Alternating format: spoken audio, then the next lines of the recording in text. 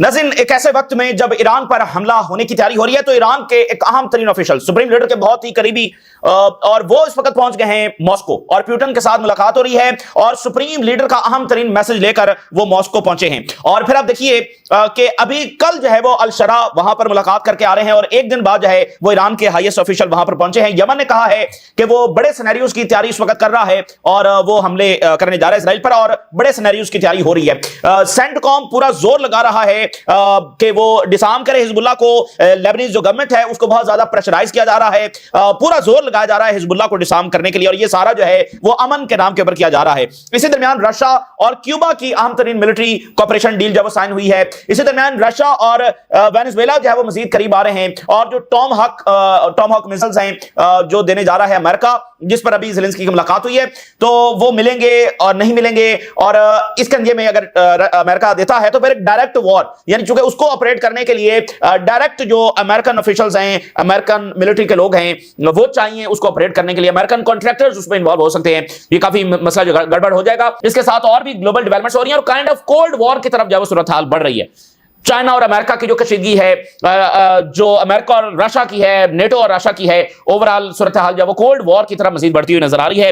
ये तमाम सूरत हाल भी आपके साथ शेयर करेंगे। आगाज ईरान से करते हैं। ईरान की सबसे बड़ी शख्सियत अली लरजानी आप जानते हैं और वो उनकी सिक्योरिटी काउंसिल के सरबराह हैं और अभी रिसेंटली उन्होंने सऊदी अरेबिया का भी दौरा किया है और लेबनान में खड़े होकर उन्होंने दो टोक कहा कि हिजबुल्लाह की सूरत डिसआर्म नहीं होगी और हिजबुल्लाह जो है वो एक रीजनल एसेट है, पूरे रीजन का वो असासा है इजराइल से लड़ने के लिए और फलस्तीनी कॉज के लिए बहुत जरूरी है। तो अभी वो पहुंच गए हैं मॉस्को और इस दौरे की अहमियत बहुत ज्यादा है क्योंकि देखिए इस वक्त जो है ना ये कौमें जो साम्राज्य से लड़ रही हैं ये सर्वाइवल फेस कर रही हैं, यानी इन नेशंस को सर्वाइवल का मसला जो दरपेश है। इनके ऊपर हमले होने जा रहे हैं, इनके ऊपर जंगें होने जा रही हैं। अगर ईरान के पास वो ताकत ना होती तो आज ईरान का हशर लिबिया और शाम जैसा हो चुका होता, वहां पर खाना जंगी छेड़ दी गई होती और ईरानियंस को एक दूसरे के ऊपर जब वो हमले करवाए जाते, ईरानियंस को मार रहे होते, बड़ी खौफनाक सूरत हाल होती। तो ये सब किस चीज ने सरवाइव किया, किस चीज ने जब वो इजराइल और अमेरिका और नेटो के मंसूबों को नाकाम किया, तो वो जाहिर है कि ईरान की अपनी रेजिस्टेंस थी, वो ताकत थी जिसने उस सारे मंसूबे को जब फेल किया। लेकिन जाहिर है वो दोबारा हमला करने के लिए आ रहे हैं और आप जरा उस सतह के ऊपर दुनिया का तसव्वुर तो करें कि आप कोई इंटरनेशनल गारंटी इस जंग को होने से रोक नहीं सकती। कोई आपका यानी आप कोई भी रास्ता ले लें, आप इस जंग को टाल नहीं सकते। तो सोचिए मतलब आप किस सिचुएशन के अंदर हैं, आपकी पूरी नेशन जो है वो दांव पर लगी है। तो अब ये फैसले होने हैं कौन किसके साथ किस हद तक खड़ा होगा, वो अब एक दूसरे से अहद लिया जा रहा है और रशिया खड़ा है ईरान के साथ। लेकिन जब इशू इतने बड़े हों, जब नेशन के सर्वाइवल का मामला हो, तो फिर आपको और भी डिमांड आप जाहिर करते हैं। तो अली लरजानी वहां पर पहुंचे हैं, प्यूटन के साथ मुलाकात हो रही है और सुप्रीम लीडर का खास मैसेज लेकर वो पहुंचे। और फिर आप देखिए सुप्रीम लीडर जब से अटैक हुआ सिर्फ एक बार मंजर आम पर आए हैं। वाई? क्योंकि हमला दोबारा होने जा रहा है और इसमें यह बात बिल्कुल तय है कि वो सुप्रीम लीडर को खुदा न खासा निशाना बनाने की कोशिश करेंगे, वो पॉलिटिकल लीडरशिप को निशाना बनाने की कोशिश करेंगे। तो ये जंग जो है वो उसकी तरफ दोबारा जा रहा है मामला। तो सुप्रीम लीडर का मैसेज प्यूटन को, सोचिए क्या बात हो रही होगी। आपको क्या लगता है इसमें ट्रेड डिस्कस हो रही है, इंडस्ट्री लगाने की बात हो रही है, ये उस लेवल की बात है, यानी नेशन का सर्वाइवल इस वक्त वो दरपेश है। तो उसके लिए बड़ी डिमांड जब और बड़े अहद एक दूसरे से लिए जा रहे हैं।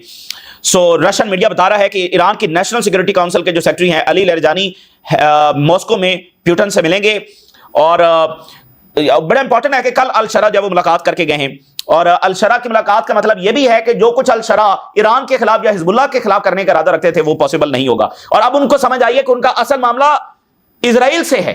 अब उनको असल समझ आई है, कुछ अकल ठिकाने आई है। लेकिन जाहिर है जब भी वो वेस्टर्न मीडिया पर इंटरव्यू देंगे तो फिर वो यही कहेंगे हिजबुल्लाह हमारी दुश्मन है, ईरान हमारा दुश्मन है, वहां पर भी इजराइल का नाम नहीं लेंगे। और Ali Larijani handed Putin a message from the Iranian supreme leader. तो मुमकिन है कि यह खत हो जो दिया गया है या कोई जुबानी मैसेज था जो डिलीवर जो है वो कर दिया गया है। Travel to Russia to hold bilateral talks and discuss international issues. तो ये बहुत सारी चीजें जब अंडर डिस्कशन आई है। देखें ये मुल्क पूरी तरह से इन्वॉल्व हैं एक दूसरे के साथ। अफ्रीका में ये इन्वॉल्व हैं, ये वेनेजुएला के अंदर इन्वॉल्व हैं, लैटिन अमेरिका में इन्वॉल्व हैं, बाकी रीजन्स के अंदर ये इन्वॉल्व हैं। सो अभी आप देखिए एक तो जो ब्रिटिश इंटेलिजेंस चीफ है उन्होंने ये धमकी लगाई है कि ईरान से हमें खतरात हैं।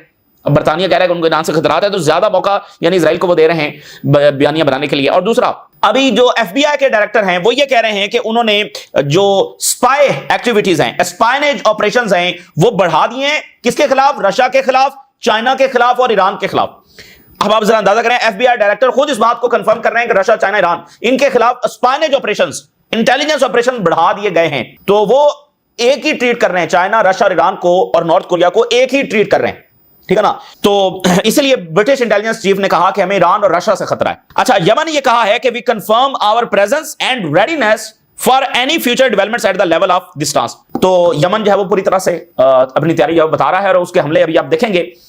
तो ये यानी कि हिजबुल्लाह, यमन और ईरान, अच्छा किसी भी वक्त ईरान के ऊपर जो हमला हो सकता है। इसी दरमियान गजा में क्या हो रहा है, गजा में नाज़रीन इस तरह का इजराइल जो है वो हरकतें कर रहा है कि वो सीज फायर तोड़ने के लिए जो ग्राउंड है वो बना रहा है, यानी वो वायलेशंस कर रहा है, फलस्तीनियों को मार रहा है और एड उस तरह से नहीं आने दे रहा जितनी तय हुई। तो वो सारी मेजर वायलेशन जो है वो कर रहा है। वेस्ट बैंक के अंदर वो सेटलमेंट्स बना रहा है। तो गजा में वो ग्राउंड बना रहा है सीज फायर तोड़ने के, यानी किसी भी वक्त उसको अमेरिका से ग्रीन लाइट जब वो मिल सकती है मुकम्मल हमला करने की, या ये भी पॉसिबिलिटी है कि जो अमेरिका के अंदर प्रेशर डेवलप हो रहा है, जो खुद अमेरिका के इश्यूज है। देखिए वहां पर गवर्नमेंट का शटडाउन चल रहा है और ये लॉन्गेस्ट शटडाउन जो वो हो सकता है। उसके अलावा दीगर बहुत सारे इश्यूज हैं। तो और फिर अभी आजकल आपको पता है कि ट्रंप ये बयानियां बना रहे हैं कि उन्होंने